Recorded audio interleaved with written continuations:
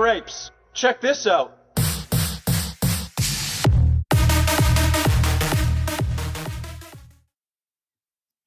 Hello and welcome back to Youth Group Reunion Tour podcast, the podcast that unpacks the Christian cultural touchstones that you grew up with in the 90s and 2000s. I'm your host. My name is Jared. And this is your other host, Mikey B. And we're excited to be back and recording again. Hopefully we're going to be able to get on a more regular schedule, but it's hard when you don't have a backlog, and we're trying to find time here. Yeah, still a hobby. Still making zeros of dollars with this fun-time activity. It's true. That's very true. But we are enjoying doing it, and I think we've got a pretty interesting episode for today, a good topic. Yeah, the last time we met, we were into some, media, right? We always do media, TV, music, film.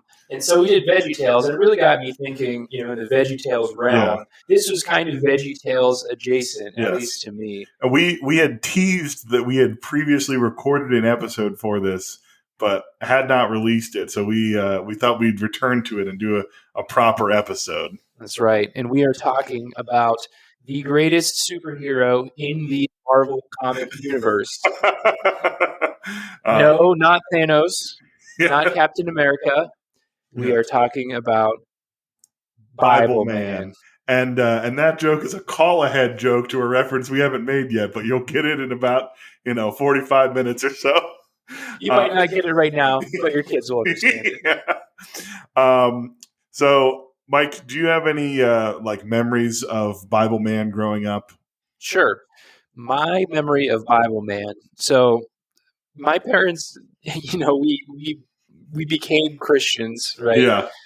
Kind of later, I guess, in the game. So by the time we started going to the church that we went to and we became Protestant, that was when I first noticed Bibleman stuff. So I was already pretty much aged out of it at age 10, 11. But I do recall seeing Bibleman in the Christian bookstore, which was very close to our house. And we would go there and we would sometimes pick up CDs, things like that. Yeah. And I would always see Bibleman. I actually saw Bibleman comics. I was like, what the heck? There's a Bibleman comic? Yeah. Like, what could that possibly be about? Right? Yeah. So that's my only understanding is flipping through a comic book at some point in time. And then seeing that there were videos on the shelf for this Bibleman thing. I didn't really have a lot of interest in it at the time, to be honest. Yeah. But, it was something that I was tangentially aware of it happening.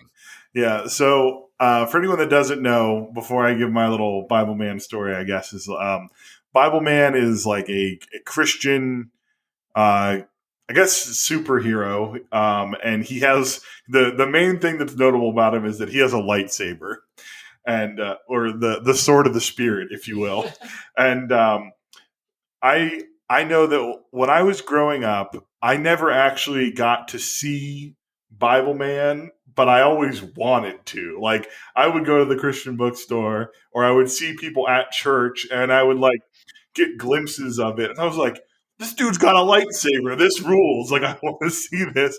And for whatever reason, our church didn't have the VHS tapes or whatever, and none of my friends had it at their house or whatever, but I knew it was around, that I thought that I would like it. I thought it would be cool. I liked the idea of it, but I never actually got to experience Bibleman at the time. For some reason I believe that there was someone at our church that had a Bibleman action figure, or I think it was an action figure, which I know that they did make them. And I think that's why I saw that and I was like, oh, this is sweet. He's got a lightsaber. But yeah, that's kind of my experience with it growing up, is that I didn't get the full experience, but it was always in my periphery. And I was like, man, that looks so cool. I wish we could have a Bibleman VHS so that I could see what he's up to. Yeah. See, at that age, I think every kid goes through a Star Wars phase at some point, at least in our community. Yeah. Well, I just mean your first introduction to Star Wars, because Star Wars is the perfect bridge, I guess, for a kid who's not quite ready to watch a super violent movie, but it's still exciting enough that it holds their attention, right? He's like, he killed that guy, and then he turned into laundry. Right. Right. I mean, like, it's not too scary, right? There's not really too many scary parts other than Darth Vader, who, it's whatever. And so that's usually the first movie that, as a younger kid, you feel like a real adult that you can buy into the franchise because maybe your parents like it or, your older uncles or whatever like it. But you're allowed to watch it because it's not too gory, at least according to your mom. Was I the only one who had Star Wars as the bridge thing, or were you allowed to watch whatever you wanted? Sort of. I mean, I wasn't necessarily allowed to watch whatever I wanted, but I mean, I don't like my mom wasn't letting me watch like R-rated movies or anything like that. But I mean, I was allowed to. I was allowed watch to play The Patriot. I mean, I watched The Patriot, but I don't think maybe until I was like 13 or 14, and it was kind of like I wasn't 9 years old watching it or whatever. And I think there were probably also like some, like we've talked about before, like our good friends, Drew and Dave, like their family was very much into watching like action movies that were like, usually they're like rated R, but they had like the edited versions of them. Yeah. Where it was like they edited out all of like the, sexual like innuendos or content and like language of them, and it was just like Rambo going buck wild with a machine gun in each hand instead, and like My first interaction with The Matrix was over Drew's house watching the TV edited version. The TBS version of The Matrix. So Rage Against the Machine is in the background, and they're like Jiminy Christmas. It's like very funny. I mean, I just always loved Star Wars. I don't know exactly how I got into it. I don't know if it was my brother or my cousins, but I know that my brother and my cousin had like some old toys, like the original Star Wars toys that they like gave to me. So we had like the Ewok Village and the original like Boba Fett and Luke Skywalker, and then they like re-released a bunch of Star Wars stuff in like the mid to late 90s, where they released a new line of toys and the movies again and stuff. And I think that's probably when I got into them. When I got and I love Luke Skywalker, and I was like, this guy's got a lightsaber. Luke Skywalker's got a lightsaber. This is gonna rule. That's kind of what I was going after. That it felt like they were capitalizing a little bit on the Star Wars connection for a lot of kids, because it was definitely hype in the 90s, even though it wasn't a 90s movie. There's talk of the prequels. The Phantom Menace came out in 99. So it was, I mean, I'm sure that a new Star Wars is coming out soon, because it probably takes, many years to like make that movie and all that stuff. So it was known, I'm sure. But I think to me, they're trying to capitalize on that Star Wars hype, because the first season came out in 96. Which is like, to me, it hits all the boxes. That's right when I think they released the remastered Star Wars in 96 or 97. Mm-hmm. And so, I'm sure that was probably in their mind. Like, hey, maybe we could trick someone into thinking this guy's a Jedi. Yeah. So I guess let's talk about Bibleman for a little bit. In case you haven't seen him, you're not familiar. Bibleman, he wears a suit of armor. So it's kind of like Captain America or Iron Man, I guess. It's a very metallic looking purple and silver. No, it's yellow. It's purple and yellow. So Mike's not necessarily wrong. There is one time where he has a variant where he has a silver one. Okay. But Mike, any guesses to what his outfit's called? Well, the armor of God. Yep, you nailed it. So he wears the waist belt of truth, the breastplate of righteousness, the shoes of peace, the shield of faith, and the helmet of salvation, as well as carrying the lightsaber of the Spirit. Is it really called the lightsaber? No, it's called the sword of the Spirit. Oh.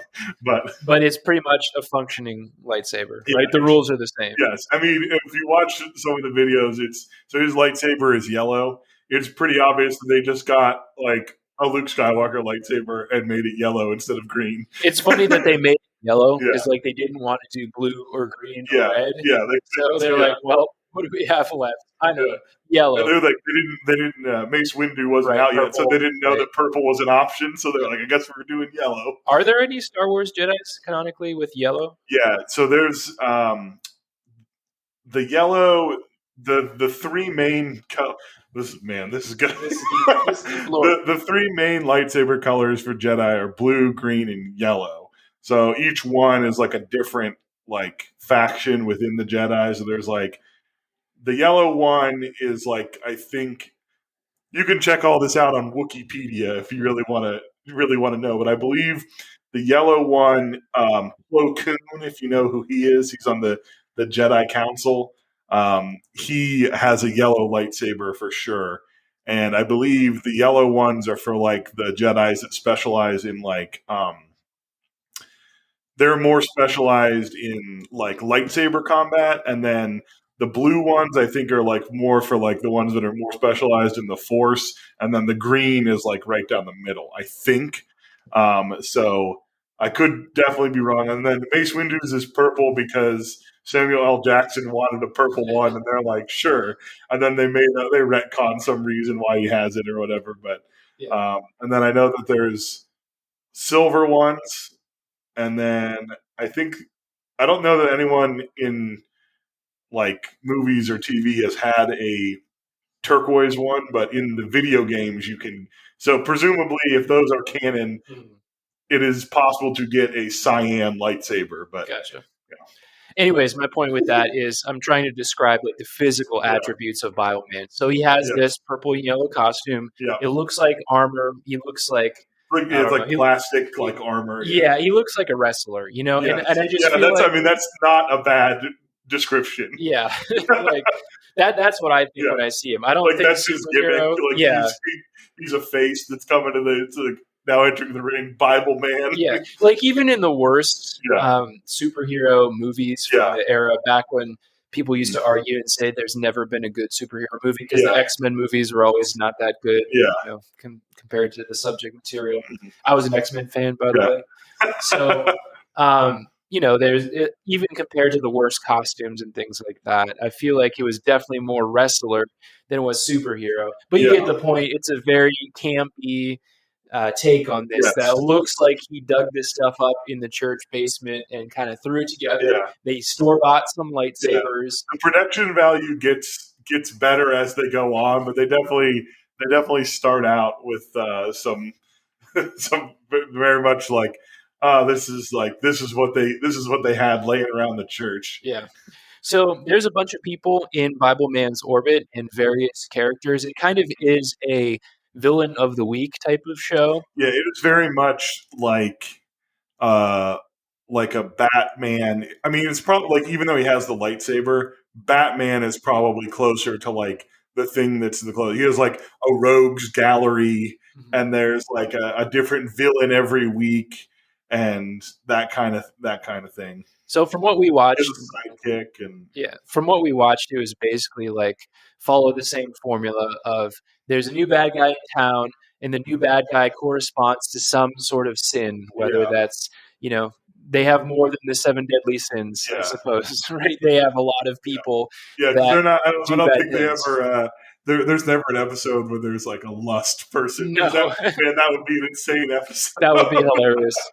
Oh man. But there's disobedience, fibbing, gluttony, laziness, like those kind of things. One other thing that we should note is that there have been 2 incarnations of Bibleman, as far as I can tell. So there's Miles Peterson and then Josh Carpenter. So Miles Peterson is the original Bibleman. He's played by Willie Ames, which was like a child star in the 70s and 80s. He was on 8 is Enough and some other like 80s, 70s sitcom. So he was the first Bibleman, and I guess like Bibleman's origin story is that he was a man that had success and fame and wealth, but he was frustrated and miserable, and he was about to like throw his life away in anguish, and he finds a Bible covered in mud and becomes a Christian and then turns into Bibleman. And then eventually he retires and passes the mantle to Josh Carpenter, and he becomes Bibleman. Very much a riches to rags to riches story. Didn't you just say he was wildly successful, but he was unhappy? Yes, it says he had success, fame, and wealth. So is that like a self-insert for the child star? That like he wrote himself as like, wow, I have everything, but I'm still miserable. I need to do a passion project for a change. Like Bibleman. Yeah. The other thing that I think is kind of interesting about Bibleman is that he's kind of like Iron Man in that, at least in the first couple, he's like has a new costume every time. Like he's like, this is the Mark II, this is the Mark III, this is the silver one. Yeah. Now I'm going back to purple and gold. It's never really explained. Yeah. I think it's just they got more money and they were like, let's make it better. Yeah. So the early episodes that we watched, I was actually really surprised because we started watching the full episodes in Bibleman Powersource, which was actually the more recent ones. Yes. Those are just the ones that were available on YouTube, uploaded by the Cheater. So thank you, Uploader, the Cheater, for letting us watch hours of Bibleman. Who is one of the rogues gallery that he fights against. According to Wikipedia, there are 19 seasons of Bibleman. Mike, how many episodes do you want to guess there are across 19 seasons? 19. Close, 32. Okay. So we're averaging less than 2 per season, which explains the costume changes, right? They probably didn't record 2 episodes in the same spot. So taking a look here, it looks like the first episodes came out in 1995, and then the most recent live action one appears to be in 2010. Now they also have a new animated adventures, which the most recent one appears to be from 2020. So it is it seems to be like alive and running as far as I know. I guess they haven't made something in the last couple years, but no reason they couldn't go back. It got a reboot with all the 90s nostalgia coming out. We watched a small bit of the animated version. It looks like the animation from like Paw Patrol. Yeah. It's not good animation. That's a good comparison. It's just really choppy because the words don't really match. It feels very PlayStation 2 video game-esque, where it looks like it would be in a cutscene for, I don't know, Parappa the Rapper or something like that. Punch.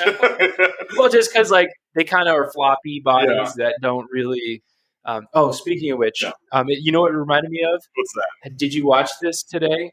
It's on Twitch. Someone made an AI bot that writes Seinfeld, and it's like really crappily animated, but all the punchlines, it basically follows the structure of Seinfeld. Yeah. And there's like scenes that it just like generates these scenes. No, I haven't seen that. Sometimes they're funny. Sounds pretty funny. Go look at it on Twitch before it gets taken down. Like it's not real animation. Like they change the names of the characters. Yeah. But it kind of makes fun of the fact that it could be AI generated. I thought, but it reminds me of animation if you've seen it because it's very like blocky type of thing. It's obviously better than that, so maybe that's not a fair comparison. But when I see the words totally not match at all, this tells me that this was not something that they had a ton of hours to be able to animate. It's probably one person doing it. Yeah. So like we said, we checked these out. So we watched one full episode of Bibleman Powersource, which is the new Bibleman, Josh, and then we watched bits and pieces of some highlighted clips of some of the older ones, like from the 90s, and then a little bit of the animated one, just to get like a general feel for it. What we noticed, I guess, is that in the 90s, singing seemed to be much more prevalent and a much bigger part of the Bibleman experience than the one that we watched. The one we watched had no songs in it. Yeah. And then we started watching one from the 90s, and it was like, right off the bat, to like, musical number. Here we go. It was a callback, honestly, to Salty. Yeah. It felt very much like correct. Salty. It was very much, it looked very similar. It had the same production values. Yeah. And it was very much a Salty, but with a different person. Yeah, exactly. Slightly less creepy costumes, obviously, but it was the same very 90s sing-song, youth groupie type of thing with like 5 kids who are overly excited. I think it's hilarious. We should post a clip of the kids singing just because it's so over the top and the song is really funny. Yeah. It struck my funny bone just because it like, I don't know, it just seemed goofy. Yeah, Like it was way overacted compared to Salty. Yeah, it was. I mean, like I said, we're not expecting huge things out of these things.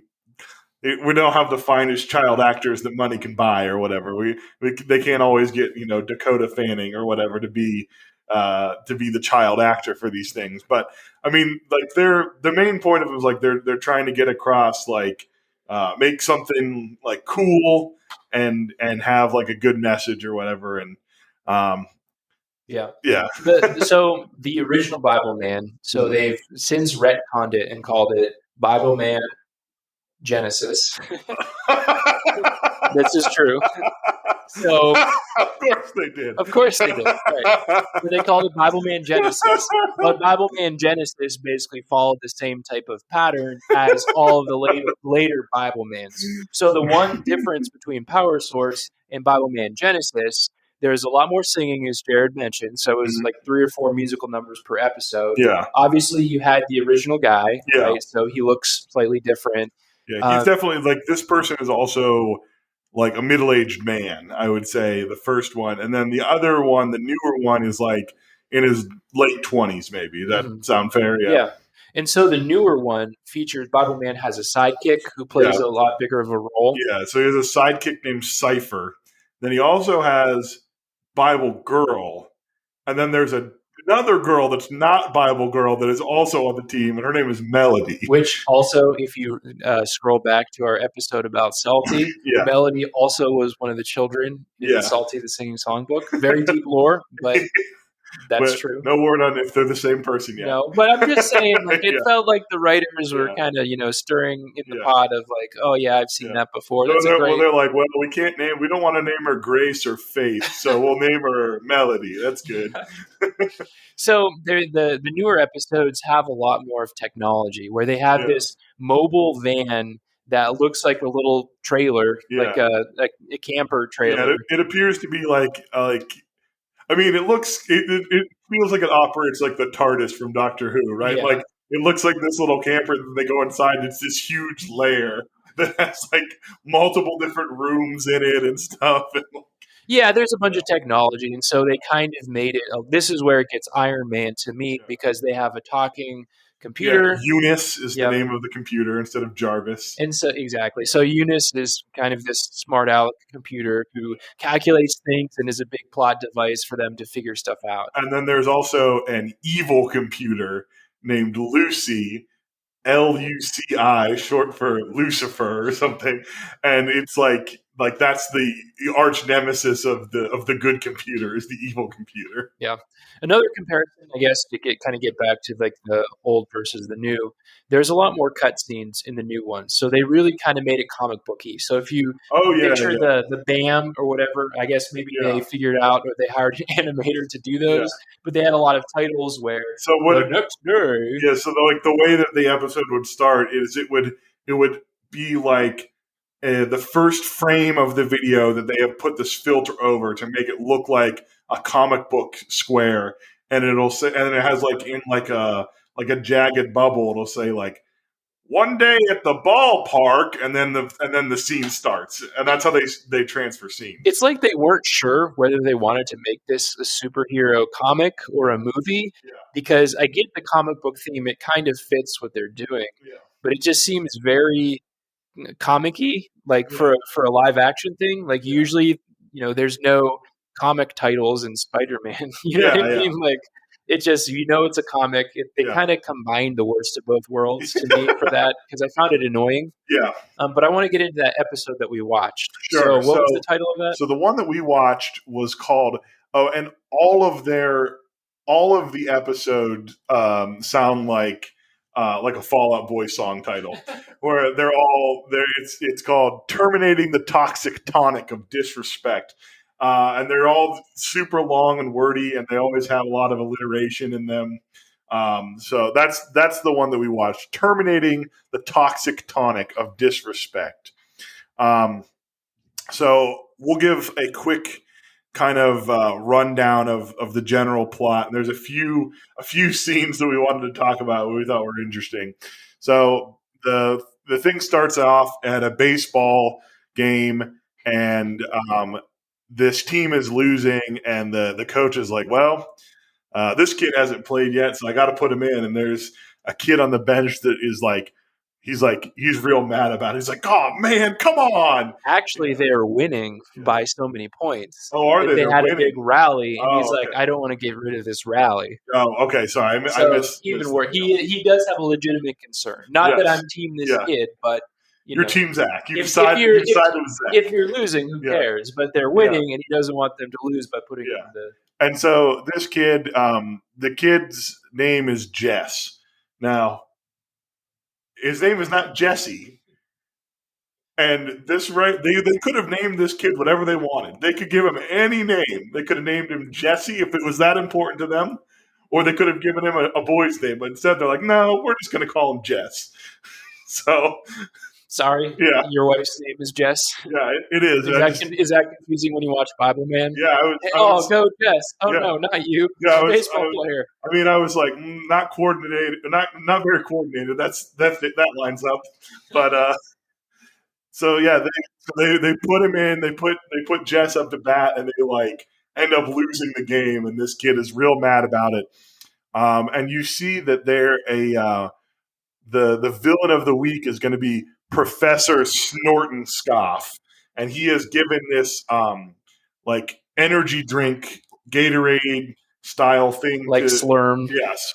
From Futurama, that's kind of what it reminded me of. Yeah, it's like green. It looks like toxic waste, and the kid that was mad about him being put in was he'd spiked his drink with it, and he was drinking it. So then the next thing that we see is it's cut straight to a fight between Bibleman and Cypher fighting the cheater, which is another one of the people, and they defeat him easily. He's his whole plan is he's trying to scatter the answers to a test on the wind. Like he's written down the answers to the test on these pieces of paper, is trying to scatter them to the wind so that people can cheat on a test. So even as an adult, I found that kind of confusing because we see Dr. Snorton Scoff, and he's doing his thing. Yeah. And then we see this other completely unrelated guy. And I get that it was a flashback or maybe it happened in real time. It was just a really confusing narrative. What I think they should have done. What's that guy? Who is he? Is this the bad guy or somebody else? What they should have done is start the episode with that, beat him, then go into the baseball game and establish that this is clearly a new thing. Right. Instead of thinking like he's fighting multiple people at once or whatever it is.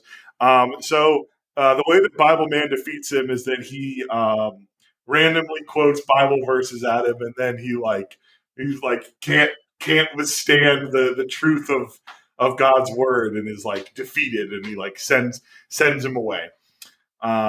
He basically. So this is a thing that really annoyed the both of us. This is our main critique, I would say, with Bibleman, is that he often will just quote something and have no other reference to it. And it's not that it's not a good Bible verse, but you just is throwing them around with no context to it. And and he combines things in super weird positions too, because everything is always about fighting or defeating the enemy, even though the passage may be about something completely different. Yeah. But he's just like, oh yeah, and this means that you're going to lose, loser. It's like, I think he says one time, no weapon formed against him will prosper. Yeah. And it's like, you probably shouldn't go picking fights with the rogue hillbillies. Yeah. Just because, you read the Bible verse that was talking about the Messiah. You know what I mean? It just felt, first of all, it's very monologue-y. So it definitely takes you out of a fight scene, which I get. the fight is just a hook to learn about the Bible. Okay, I understand that. Yeah. But he definitely is like, zoom, zoom, zoom. Psh, psh, Yeah. psh. They do their thing. And then all of a sudden, they quote a Bible verse, and it's a classic villain monologue. And he does like 3 in a row. Yeah. And he can't even stick to a sermon. He's like, 1 Peter, Genesis, Psalms. You're skipping all of the lightsaber is way underused. Yeah. I would have been very disappointed to have seen this, or like when I was a child, been like, all right, we're going to see some lightsaber action. And it's mainly just him standing there with the lightsaber, kind of like posing with it. He never like hits anyone with it. Yeah. And so in Bibleman Genesis, they actually did have some sword fights. Yeah. And it was very much like fencing. It wasn't anything like you would see in Star Wars. Yeah, it wasn't like it was passable. It wasn't like the Duel of the Fates from Phantom Menace where they're like doing all kinds of like flips and awesome stuff. They're just kind of like, it was a lot closer to the one from New Hope where Darth Vader and Obi-Wan are just kind of like crossing blades a little bit. Yeah. So like they move their arms really big to make it, but there's no boom sound effect. Yeah. So I guess that's one difference. Yeah. But anyways, so the fighting always inevitably ends up into Bibleman monologuing, and so he defeats this guy. Yes. And then we have to flip back to Dr. Snort and Scoff. And so this is a common theme or trope in all of the Biblemans that we've seen, is that there's always some creeper creeping around these kids that nobody notices, and then they either spray them with toxic dust, or they give them something to eat or something to drink that's going to poison them, which I feel like is the one weird. guy had magic, right? This girl was like telling fibs, and he was like saying them aloud, and then he would like send this like cloud to her, and then she would repeat what he said or whatever. Yeah. I just find, it's obviously kind of, I get that it's part of the story or whatever, but again, it's always, there's someone skulking around in a weird spot where, suspending disbelief a little bit, but come on, Dr. Snort looks like a goblin. Yeah, there was one, that same, like the fibbler one that we were talking about. There's one point where they're like in a closet or something, and for like no one can ever see him, and he's like crouched above them, like lording over these kids and stuff. It's real, like clearly visible. Yeah, I mean, but not in the world, I guess no one but Bibleman can see them or something. Yeah, but I don't know. So anyways, we've got Dr. Snort and Scoff slipping things into these kids' drinks. Yeah. So the next thing they do is they go back to their mission central, and they're like debriefing, and they get like an alarm that someone's infiltrated the base. And it turns out that it is a new agent, Melody, that has been sent there to help them. And first they're kind of like dismissive of her because they're like, "You, a girl."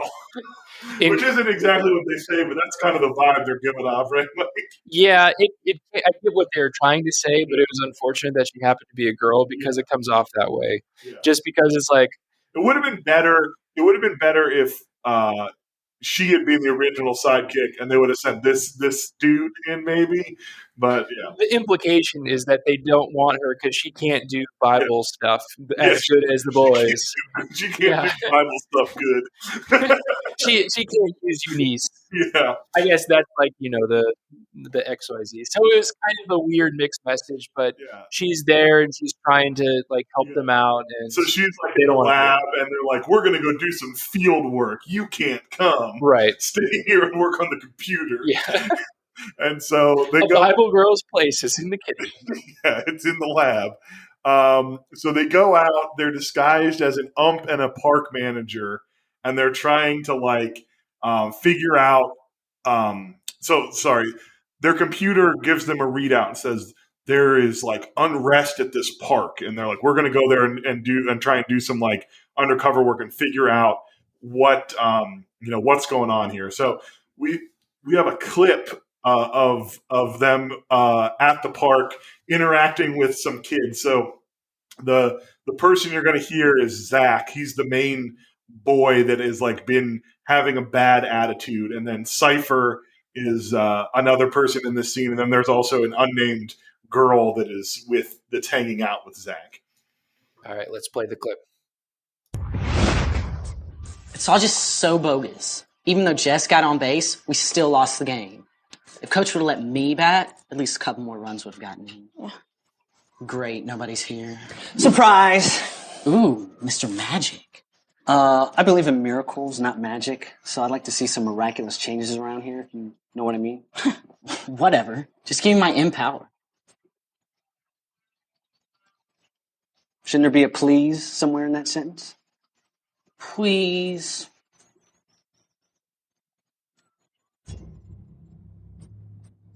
What's in this stuff?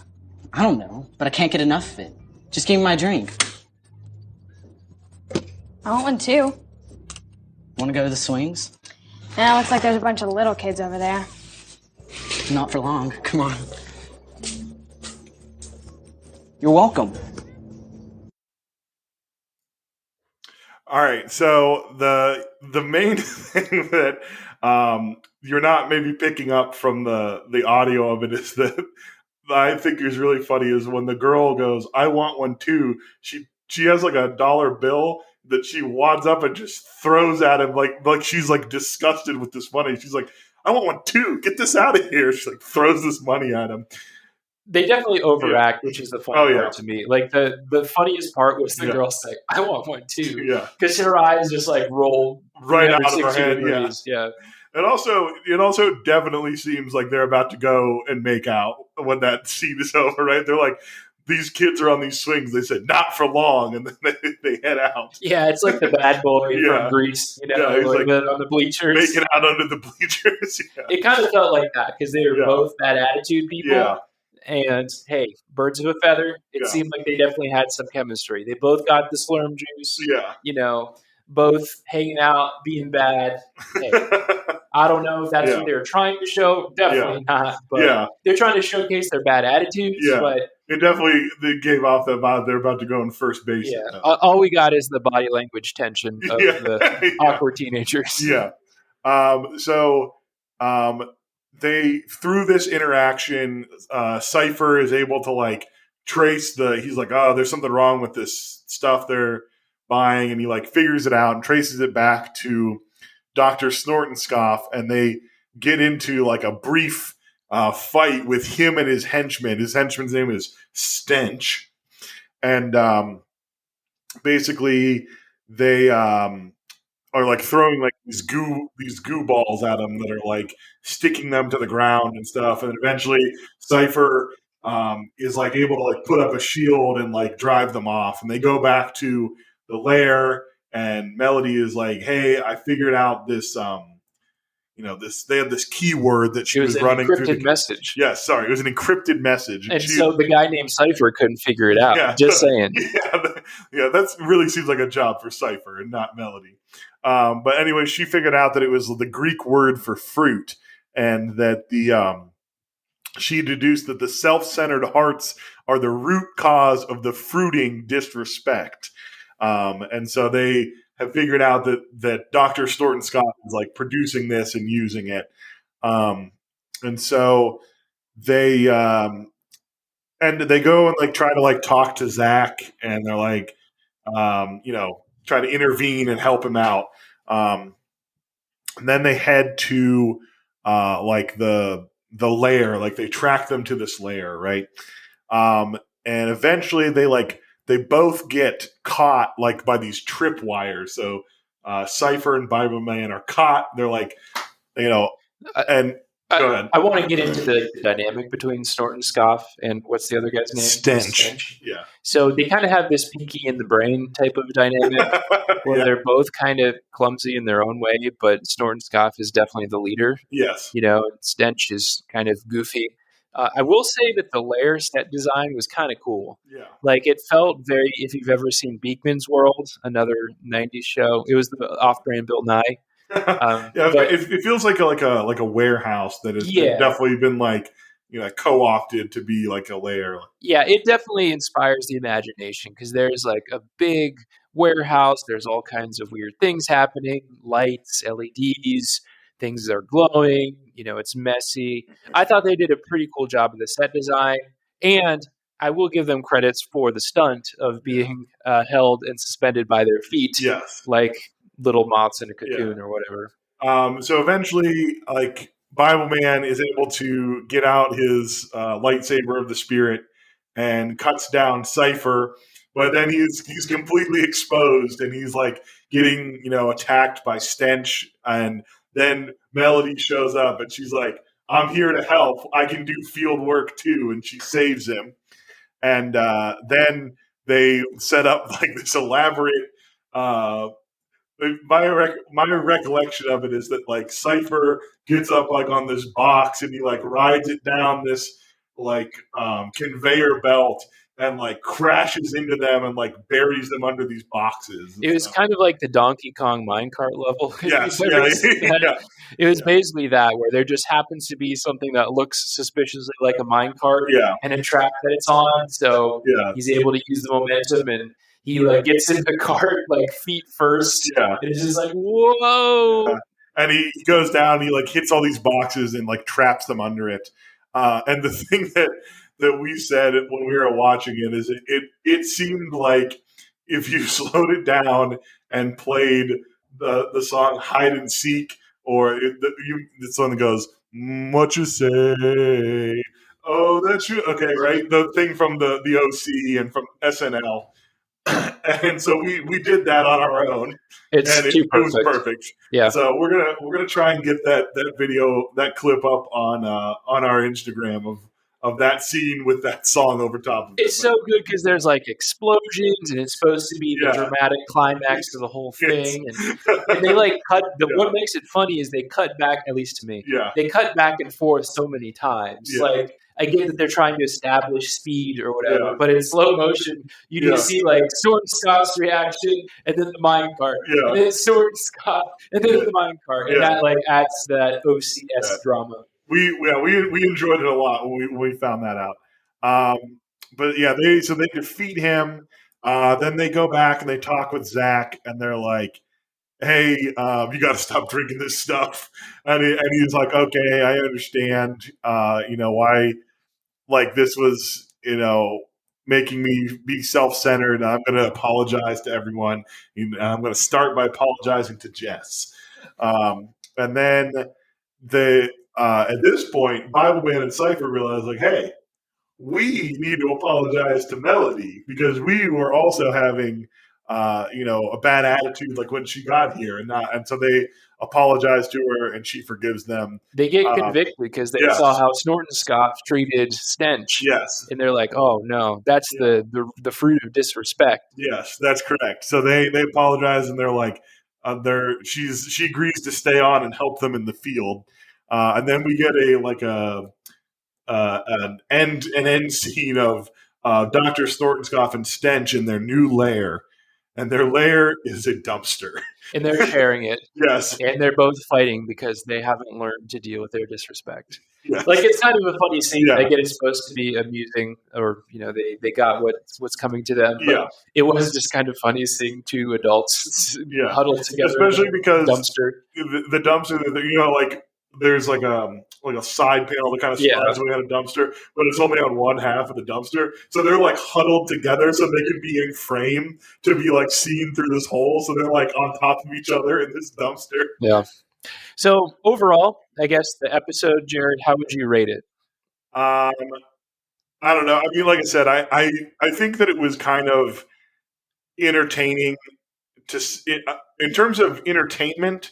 If I was a child, I probably would have found it pretty entertaining. In terms of as an adult looking at like the way that they were trying to like maybe present some of the spiritual truths and things that they were trying to do, I don't think it's very good. I think there are definitely better options. Yeah. So like in that regard, I'll say it's like a 2 out of 5 lightsabers of the spirit in terms of like, good biblical like thing. Like, and then in terms of like entertainment, I mean, I think it's probably like a 3.5. Like it, in some regards, like I definitely think it's geared towards boys. Yeah. I don't know that little girls would find it as interesting. Yeah. Maybe they would. I don't know. But I definitely think that so, yeah, I mean, I think it's fine entertainment wise and below average, like on the spiritual side. Yeah, we VeggieTales is definitely better in that regard. We talked about VeggieTales, and I feel like VeggieTales is actually better at making a meaningful thing. Like, definitely, when you talk about kids, I guess, and having lessons for kids, you want them to take away a positive moral and not a negative moral, I guess, because that kind of leads into that classic church legalism type of thing, I guess. And I felt like all the Bibleman episodes are about don't be bad. And it doesn't really get into why you might want to do those things, really. It's just they do the bad thing, and they're not even really at fault. It's because they were poisoned with something else, which I get is that kind of thing, but it's always that, well, I was bad, and now I learned to be good. And so it kind of follows that pattern, and I don't know if that's the best thing that you want everybody to think about. Like, don't be what are you going to say when your kid's bad? Oh, don't drink the toxic tonic and disrespect now. Like, Mom, Dad. No, I think it's probably the least effective in that regard of anything that we've watched for the podcast. Sure. Would you agree with that? Or yeah, it just felt like in VeggieTales, it's either telling a Bible story, or they give the lesson as like a sort of sympathetic character. And they're not fully evil, right? And even like Salty the Singing Songbook, as much of like a nightmare as that costume is, in terms of like what they had to like, I thought all that stuff was pretty good. Yeah, but I don't know. It just it felt like there's always the bad guy to be defeated, and I get that the spiritual warfare component. I just feel like it's kind of confusing, maybe for a kid to think that if you're the reason that you're bad, it's because someone else is forcing you that way. Because I just know how I've been around kids and things like that, and I know how kids' brains think. It wasn't my fault. It was they did it first. It was like they're the toxic tonic disrespecter. They're the ones who did it, not me. Because they don't, taking blame and like understanding and reflecting on that is like a really hard skill that like most young kids. That's their first thing to know how to do. And this unseen figure, he roofied me and made me disrespectful, Mom. Yeah, I will quote. I had to go make out with this girl under the bleachers because this guy gave me this energy drink that made me disrespectful. Yeah, I mean, I had a younger sister, right? And so sometimes she would say, "I didn't do it; it did," which like. She did the thing that my parents told her not to do, but she would always say, "Oh, it's something else was the cause of it," right? I just feel like that's a natural human reaction to say, like, "Okay, this was me, and I own up to it. I'm sorry." To be fair, they did apologize in the show, which was, I think the part where they apologized to Melody, that's good stuff. Yeah, but at the same time, I just felt like it's. There's not always going to be some bad guy. Like you can't learn to take responsibility for your own actions when you're like, wow, I'm glad I'm no longer under that spell. Which I get, it's a show, whatever. But as a kid, I feel like that would be something that I would take away of like, oh, well, the devil is someone who is putting these bad thoughts, and it's not me. It's just the devil, which is like, you had that ownership. Like, it's your problem. Like, your heart issue. Anyways, I don't mean to get on. I guess all this to say is that I think I am glad that we had more exposure to VeggieTales than to Bibleman, even though based on the premise alone, Bibleman is way cooler. Yeah. But speaking of, we were looking through the Bibleman Wikipedia, like the Bibleman wiki, and it just happened. We were looking at some of we were looking up some of the villains and things like that. One of the villains is named the Fibbler. We had kind of mentioned an episode that he was in earlier. He's the very first Bibleman episode, the Fibbler. So apparently, based on this Wikipedia page, there was a board game for Bibleman, and the enemies had stats. So it was an RPG? I guess so. And so these are the stats for the Fibbler. So doubt, 8. Fear, 4. Lies, 10. Sorrow, 6. Rage, 7. Bitterness, 5. Am I going to guess what the average of those numbers is? I mean, 6? Is there 6 there? There is. What's the average? Like 6? The average, according to this, is 6.66. Of course. Which I don't know. Do they all turn out to be 666? I didn't check. And Bibleman turns 3777? I didn't check, but I think there's a pretty good chance that would be true. That's amazing. I'm actually going to check if that actually is the average or if they just kind of... They just fooled you on the Bibleman fandom wiki. Yeah. I want to talk about Bibleman's powers. So now that we've reviewed the episode a little bit, just Bibleman in context of everything else. Bibleman's primary power seems to be his ability to use his lightsaber.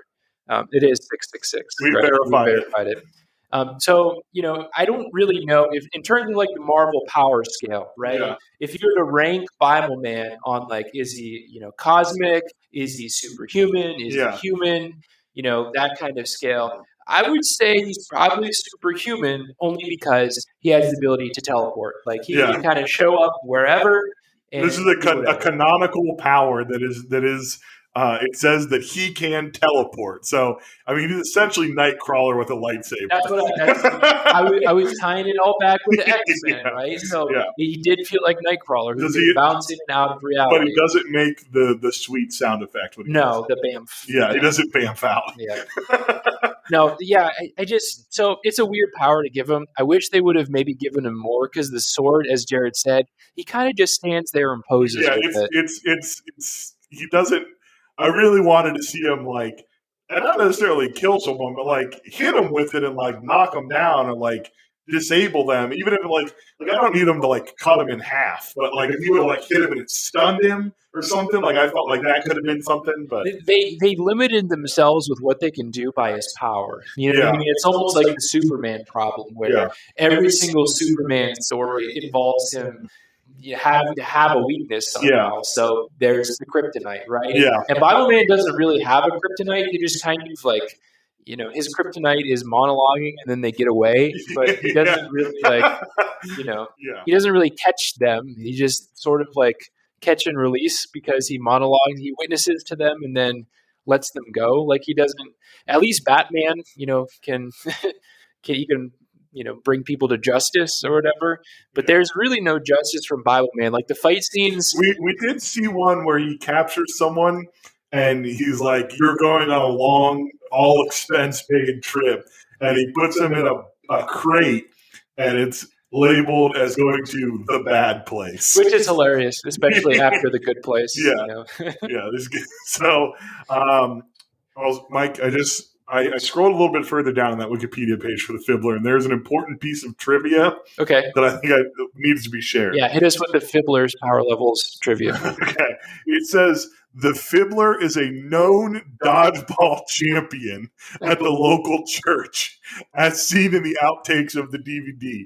Now, it is not clear on if they mean the actor who played him or the Fibbler himself. But I like to imagine that this person is opposed, like an enemy of God is still like, I gotta play that dodgeball league in church. Like a church dodgeball league. They keep letting him come. They're like, we're gonna minister to him. He's just out here. Every time he gets hit with the ball, every time he gets hit with it, no, it didn't hit me. Like, that's why he's the best. He's the Fibbler. It's a perfect game. He's the perfect game. So, that was something that they struggled with in some of these other episodes that we watched where, like, so there was one episode where the kids were working on a musical or a play or something for the youth group. And so when they were doing that, the Bibleman was supposed to be practicing his lines. And so the Bibleman was in this play, and he was in this play dressed up as Bibleman. Like he wasn't his person, his alias. It was not the alias of the person. It was Bibleman performing in the play in his full bright purple and yellow armor and everything, and his helmet and all that stuff. Which is just super weird to me. That, imagine they were doing like Les Mis or something. Yeah. And you have to see John Valjean with Bibleman costume. It's him. He's got like a peasant's out costume over top of his other costume. Yeah, it just doesn't go. And so, even Batman and Superman, who got to get out of their identities, as Clark Kent or Bruce Wayne, Bibleman seems like once he converted, he just became Bibleman. Now, I think forever. Now, the one that we were watching, that was the original Bibleman. Now, the new one, the one that's named Josh, he is. Oh yeah, he does. He does. He's like he has like plainclothes moments. You're and right. Things like that. With the original Bible man, he was on all the time. And it was like when he became a Christian and like he was saved, that he just was like, well, now I have to wear this armor all the time. Now I can't have people see me. Yeah. And so is the implication that when they're in this mobile Bible outfit in the new ones, that they're not protected by the armor of God? Like, is that where they're the most vulnerable? Is that why they were mean to Melody? What I would say is I think they have to put on the armor of God. I think there's literally a scene, I think, where they put it on. It's a very power-up type of, Dragon Ball Z. It's like, it's morphin time. Yeah, morphin time. That's it. It was very Power Rangers-y, especially the villain costumes, now that I mention it. Yeah. So another thing we found when we were kind of looking this up is that apparently, in addition to the direct-to-VHS and the animated ones, at one point there was a Bibleman live action show, like a stage show. Like we found a video of it online. They would release the live shows too. And the live shows were just a regular episode, but performed live. So they had a soundstage version of it that was released, and then a live version that was released. So the one we saw was called Breaking the Bonds of Disobedience Live. And it was pretty wild. I don't know, Mike, do we think this was in a church, or do we think it was in a stadium? It actually looked like an auditorium because there was a lot of seating. What I'm saying is, like, if it was like a mega church, though, that seats 5,000 people, that could have been it. Mm-hmm. But I mean, there were easily like hundreds of people in there in this the wide shot they show. Yeah, so it could have been a church. Now that I think about it, I'm saying is I don't know. It's saying it could have been a church. It could have been an auditorium. I don't know if they took this on the road or if they just did a one-off in the home church or wherever this person was. Yeah, I don't know. So I guess my problem with this, they tried to make it for the stage, right? Which is kind of an interesting thought. Have you ever seen the Ninja Turtles stage? No, I haven't. Oh my gosh, it's really cheesy, but it's kind of heartwarming and endearing because they just sing songs about pizza and stuff. You should look it up after this. I think you would get a kick out of it because it's just so goofy that that was a thing, right? It's just a sign of the times. And so they really weren't sure, I think, what they were trying to do with it because it is in front of a live audience.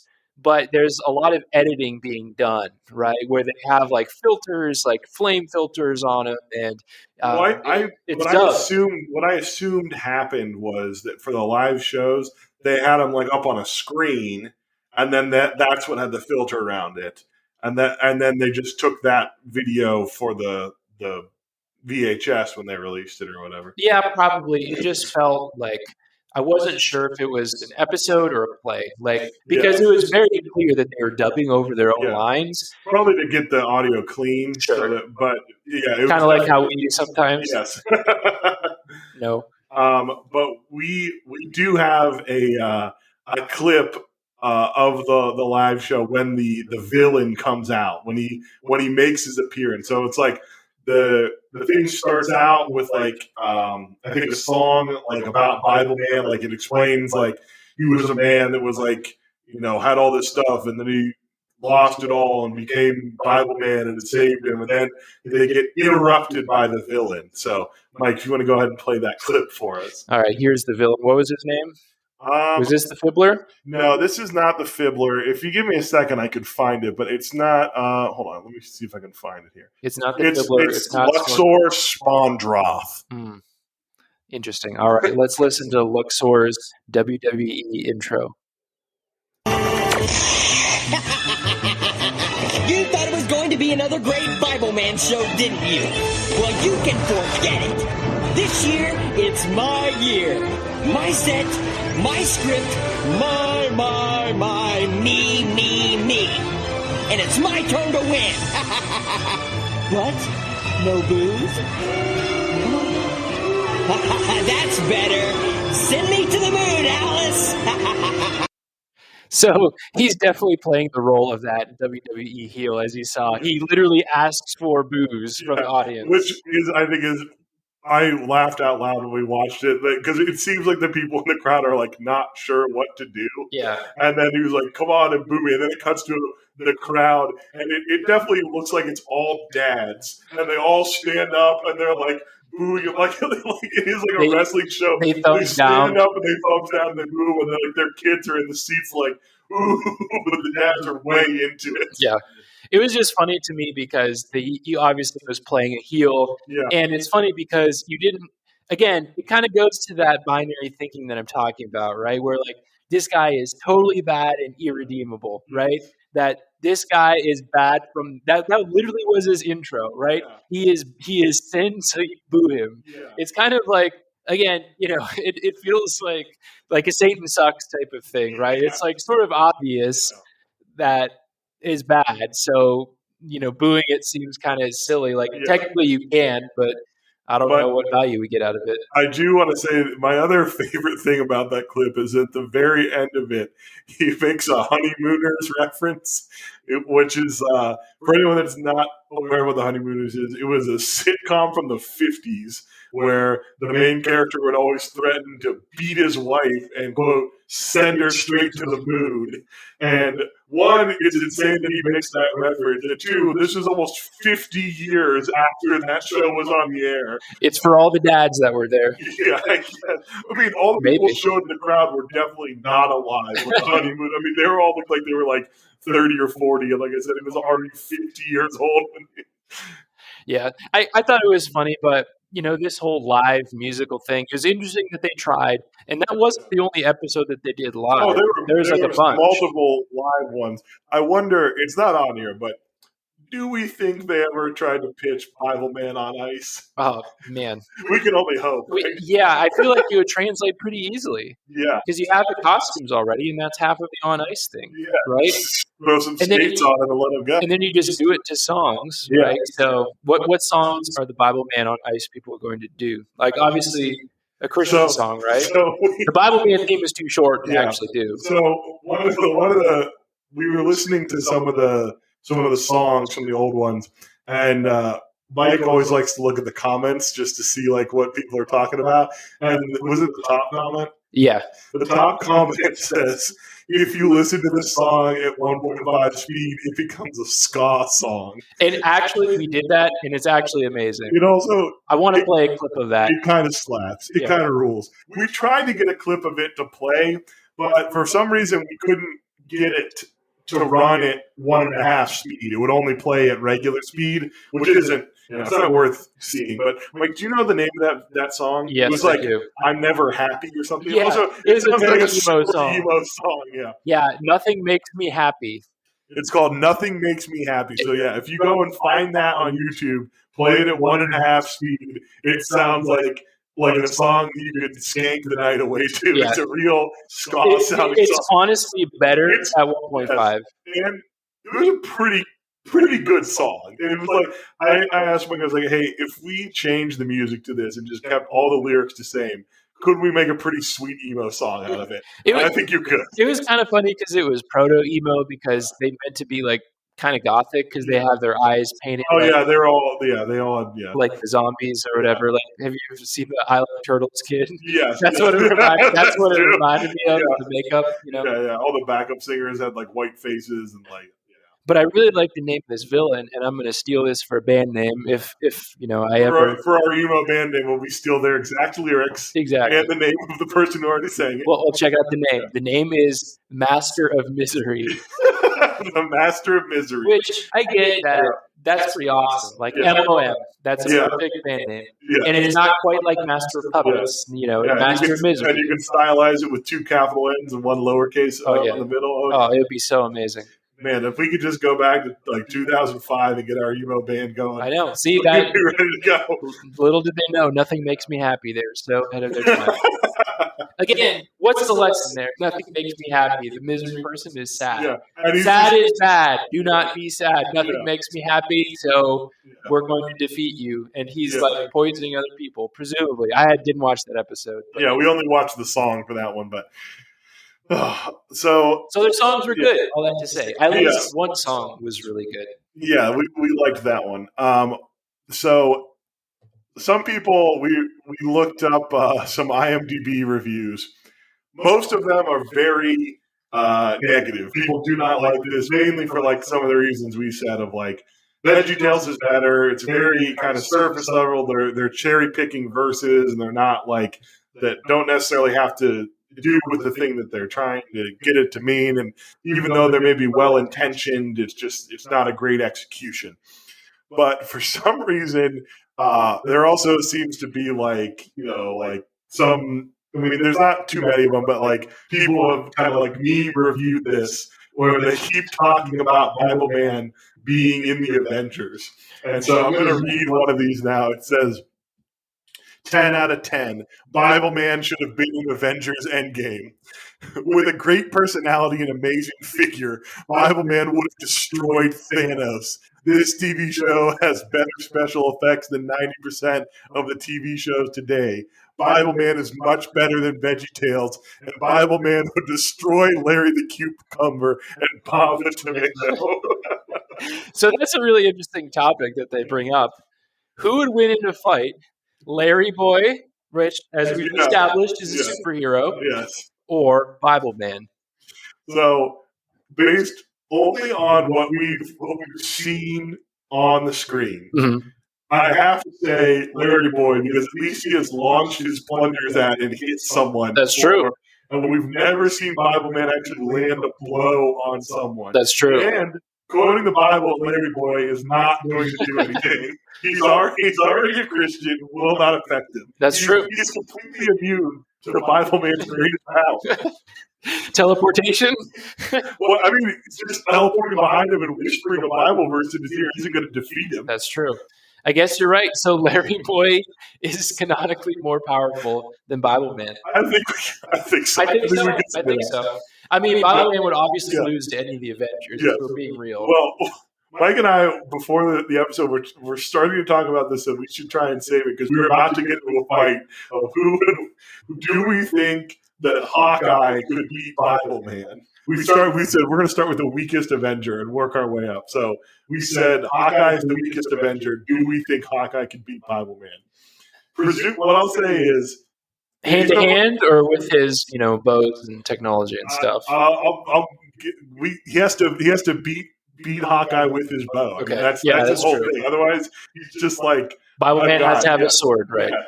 But if we give Bibleman all of like. If we assume that he can swing his lightsaber and hit him and hurt him with it, then I think Bibleman could win because he can teleport. He has a chance. Yes. If he can't, if all he can do is quote Bible verses at him, I don't think it's going to work. What if he accepts Christ and then lays down his weapons? Do we think Hawkeye is not already a Christian? I don't know. I guess we don't know, but I guess he's never. I don't think there's anything canonically where he's like, I'm, an atheist. He doesn't have a come to Jesus moment before he gets snapped or whatever. Yeah, I don't know. But what about, this is the one that Mike and I almost got in a fight about. He said Black Widow. Yeah. Mike thought Bibleman would easily beat Black Widow. I said Black Widow has guns. How is Black Widow any different than Snort and Scoff? Like in terms of the power set? She has a gun. They have all the traps and things like that. They're afraid to use lethal force. That's true. Black Widow kills without thinking. She doesn't care. She has no regard for human life. She will easily kill and not feel anything. Can those really penetrate the armor of God? He's wearing the full armor of God. What if she shoots him in the face where he's unprotected? Well, he has on the helmet of righteousness. Sure, but it doesn't cover his whole face. Well, that's an oversight. I don't know. I guess. Possibly.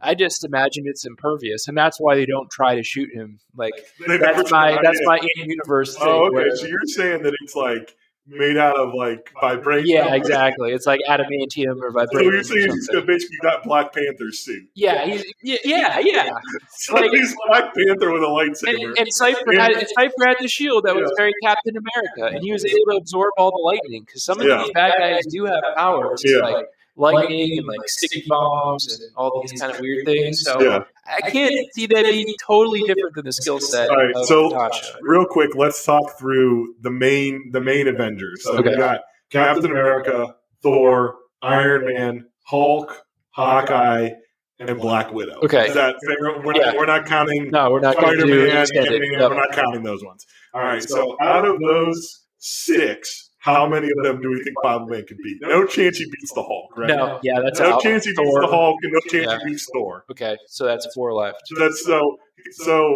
I don't Captain think America. I don't think he can beat Captain America.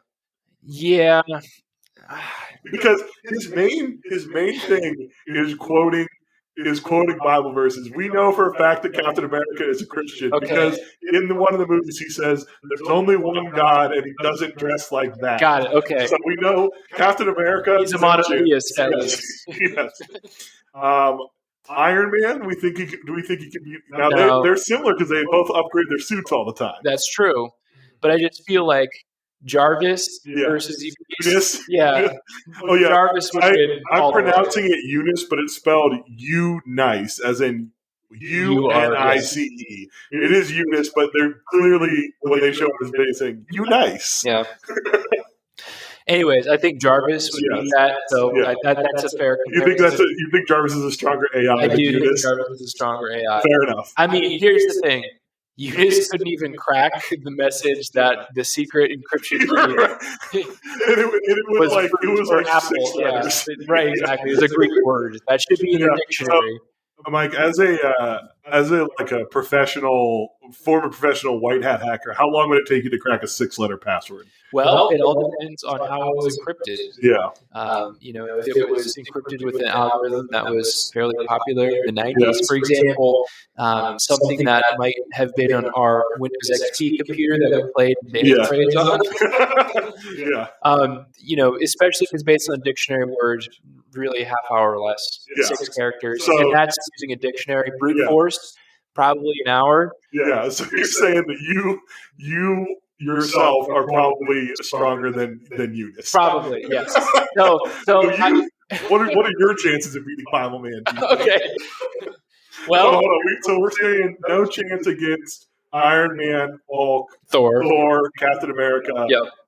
We think that he could beat Hawkeye if he's willing to hit him with the lightsaber. Sure. And we're split decision on Black Widow. So like 1. Yes. We'll call it 1. We'll call it half and a half.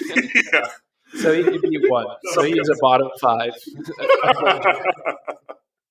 So could I beat Bibleman in a fight? That's a good question. So I'm immune to his Bible verses, obviously, because I'm already a Christian. Yes. And I could flip it back on him for showing stuff out of context. So, I'll show him the full passage and show him that he's clearly cherry picking to fight me, which I feel like would be a weakness. Yeah, I'd flip it back. You're going to give him the Uno reverse. Yeah. No, you. No, you. No, actually, Bibleman, where did you go to divinity school? Yeah, I didn't think so. Have you ever taken BibRev? No? Okay. Whatever. I got an A from Dr. Schaefer, so what do you know? What now? So, in terms of the sword fighting, he probably would be able to best me in a sword fight, but I can see that the strategy is he always allows me to get away. So if I'm ever in position, he will definitely hesitate to use lethal force on me. Although I don't know. Maybe he knows because I'm going to heaven. Yeah. He could say, He's going to send me to the good place. So Bibleman is only willing to use lethal force if he knows killing the person will send them to heaven. I don't know. Maybe it makes him less conflicted. It's like Batman who doesn't want to use lethal force. So maybe he is stronger. I didn't mean to sound so sacrilegious there, but I mean, it's Bibleman. You can't say that, you would kill a non-believer and send them to hell. I mean, I don't know. If my choice was you have to kill someone, and the person you kill can either for sure go to heaven. Yeah, it's a trolley problem. Yeah, it's a trolley problem. So I don't know that he would necessarily choose to let me live. So for that reason, I got to keep my distance. I can probably beat his computer, right? Yeah. We established. You could definitely hack his computer. You could easily find his lair. I would probably disable his mobile battle station because it looks like a trailer that is out of place wherever they are, right? No one is camping out at the baseball fields, right? So I'd be able to clearly identify that. Could probably sabotage that. maybe send some more girls. Yeah. Right? Just like, hey, go over there and talk to them. Yeah. Make them feel awkward. Yeah, make them feel awkward. And I feel like Bible Man, he just wouldn't know what to do. So I feel like I could be Bible Man in combat, which then by proxy makes you the Hawkeye. So I don't know. If you disagree with that, leave it in the comments, I suppose. We've definitively proved that Mike is stronger than at least one Avenger. Yeah. I mean, I'm trying. It's the Avengers. The larger Marvel universe. I can probably beat Spider-Man's friend Ned or whatever. Maybe. But anyways, so overall, Bible Man, I think it was basically a tool to get people to go to your local Christian bookstore more. At the end of the day, it was just kind of an upsell to what you're normally buying. Standout cutout standee of Bible Man. Exactly. And, any little boy that goes in there is going to be like, check out that lightsaber. Wow, that looks sounds awesome. Yeah. So speaking of which, when we were doing research for this episode, we got to talking to a friend of the show. His name is Nick, and his parents owned, I think they might still own, I don't know, a Christian bookstore. Wow. And so, as Bible Man was making his rounds, he actually showed up to some of these Christian bookstores. So he was doing press events. He was doing press events, and my friend actually has a picture with Bible Man that we'd like to post to Instagram. Yes, I've seen the photo. Mike sent it to me on Discord. Said, "You're never going to believe this." And we'll definitely post it on Instagram. You can go check it out. Yeah. So I guess what we haven't done is identify which Bible Man that was. Yeah. Right. Well, do we know roughly what year it was taken? We'd have to do the math on that. Okay, we can check it out. Yeah, we'll check it out. We're not sure which one it is. If it's late 90s or early 2000s is the first one. If it's mid 2000s and later, it's the new one. Yeah, we'll have to check. We'll have to do our forensic research on the picture. Yeah. But I thought it was awesome, and I just think it so fit perfectly the theme because I saw it first in a Christian bookstore, and it was like, oh yeah, that was a thing. If you went to Christian bookstores, that's how you knew about it because it wasn't really being shown at our VBS. It really wasn't a Sunday school thing. Unless someone at the church had the VHS or whatever, and they were showing it. But then again, VeggieTales is more popular and arguably a better resource, so they're probably not going to. There's more to talk about. The animation's better. The songs are catchier. It's a little more heartfelt rather than semi-goofy like this is. So overall, I thought that was kind of cool and really interesting how they did it. Bible Man, nostalgia glasses. I really think this has a lot of meme potential. More than anything, I think Bible Man has a lot of meme potential because it's so niche. We're going to try and make one with that. What I would like to do is this 2007 meme. Yeah. From SNL. So this is a crazy idea, right? But I just think it would be very funny if, imagine we had thousands of listeners instead of dozens. Yeah. Imagine we had the Youth Group Reading Tour Army, and what they would do is they would consistently change Captain America wherever they find pictures in wikis or things like that. Like the picture of him punching Hitler. Exactly, as Bible Man, and just try to pass off Bible Man as Captain America. I would find that very funny. Here's what I'll pitch: if anyone has any sort of artistic talent and wants to make us some fan art, I want a parody of the original Captain America comic book cover where he's punching Hitler in the face, but I want it to be Bible Man punching the devil in the face. Amazing. That would be so good. We should pay an artist to do that. Make it a cover band or something like that. Depending on how much it costs, I might be willing to throw in. Instead of Bible Man punching the devil, Bible Man punching Franco Macaluso from the Apocalypse. That would be a very deep cut. But we still need to release that episode. Yeah, I know. Was freaking release video. The 3-hour cut, Mike. Freaking video episodes. That was a bad idea. So, anyways, Bible Man. I thought it was pretty interesting, but I think it just has a ton of meme potential. And so, there's actually someone on TikTok, which we don't have one, but there's someone who's at Bible Man, and he has a Bible Man costume, and he basically has made a few videos, and they have thousands of views, which tells me that people find it funny in a weird Gen Z sort of sarcastic kind of way, which I think has a lot of meme potential. He's just, it's Bibleman. It's kind of speaks for itself. I don't know. What more could you need? And so in the YouTube comments, there's a ton of comments where a lot of the stuff we've talked about has been kind of niche, right?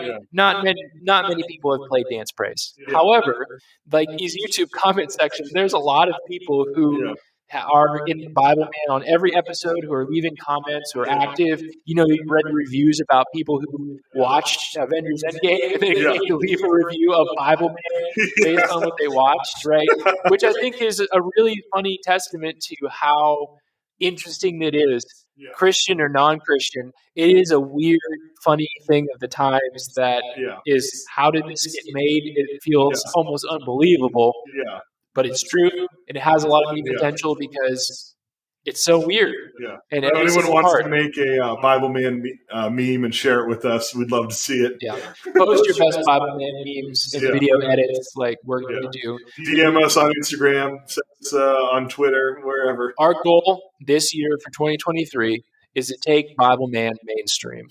That if we see a Bible Man meme, we're going to get a meme template to hit on Reddit. Exactly. Have Bible Man be the meme template. We'll spam it. I'll use my sock puppets to do it. We'll artificially inflate this, and I want to see some mainstream memes on the front page of Reddit. I want the Know Your Meme page to directly link us as the as the originator. This is going to happen. As you heard the bad guy say from the live show, this is our year. Right? You heard him say that. So I think that, I guess he was saying that. Why is that a bad thing? I don't know. He was just saying that it's going to be, okay. Well, whatever. But anyways, let's make that happen. Drop your best Bible Man memes in the comments. I think it has great potential. Do you have anything more to say about this? I think. Well, what I would say is, if they wanted to send us those memes, where would they go about to do that? Oh, good point. Well, there's a lot of places. As you're making memes, there's all kinds of places where you might want to go. You might want to go to Instagram, and if so, you would be at Youth Group Reunion Tour. If you are on Twitter, you can hit us in a reply at YG Reunion Tour. As long as people are still on Twitter, I think they are. I don't know. Yeah, we should have bought one of those blue checks. Yeah, I know. Yeah, we missed it. That would have been so rad. Well, Elon, give us a blue check, please.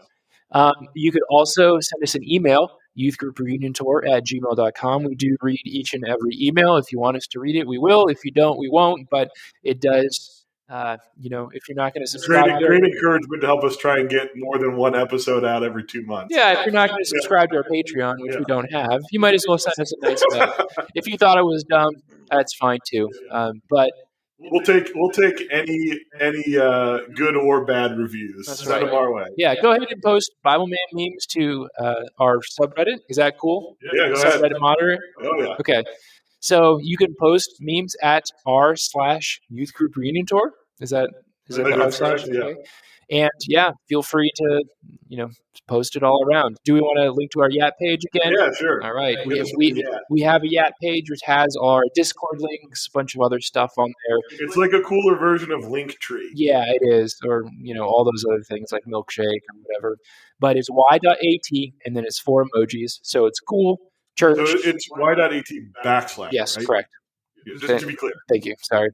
/cool, church, raised hands, guitar. Yeah, and those are all emojis. So those are as far as we know, I think those are the official emoji names for those things. Type that in there. Check it out. I'll have a link to anywhere you want to go. That's right. Well, until next time, we'll catch you on the flip side. We did it. Check this out.